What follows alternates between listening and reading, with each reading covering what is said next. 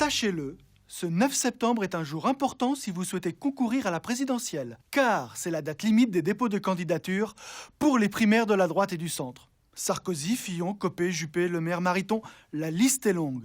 Mais pourtant, si l'on se souvient bien, cette élection avant l'élection n'a pas toujours été défendue de ce côté-ci de l'échiquier politique. En 1990, première tentative pour rassembler les forces de droite, à l'époque le RPR et l'UDF, en vue d'une hypothétique primaire. Madame l'Union pour la démocratie française et Monsieur, le Rassemblement pour la République, vous prie d'assister à leur union. On avait vraiment le sentiment, cet après-midi, d'avoir été conviés à une cérémonie nuptiale. En tous les cas, c'est un beau mariage, tellement attendu. Et comme tous les mariages attendus, c'est un mariage qui fait plaisir. Objectif de cette Union pour la France, présenter un seul candidat à l'élection de 1995.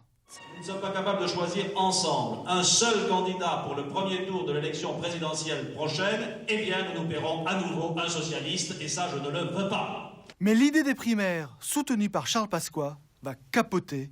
Trop d'ego dans la salle.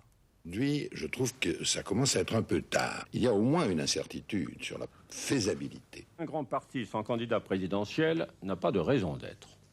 Résultat, en 1995, Jacques Chirac se présente sous l'étiquette RPR. Édouard Balladur, lui, est soutenu par l'UDF. 2011, le Parti socialiste monte ses premières primaires et la droite les descend. Sur le principe même des primaires, je suis radicalement opposé à ce processus de désignation, viscéralement. La Ve République ne peut être l'otage des partis politiques. Le général de Gaulle a voulu une élection à 2 tours, pas à 4 tours. De Gaulle, gardien du temple malgré lui. Autre critique, le fichage des sympathisants socialistes. Ça donne une liste d'opinions politiques. Je demande au Parti socialiste de nous proposer des garanties afin que le secret de l'opinion des gens puisse être préservé. Ce que l'UMP dénonçait il y a 5 ans, il l'appliquera les 20 et 27 novembre. Les électeurs devront signer et s'engager sur l'honneur de partager les valeurs républicaines de la droite.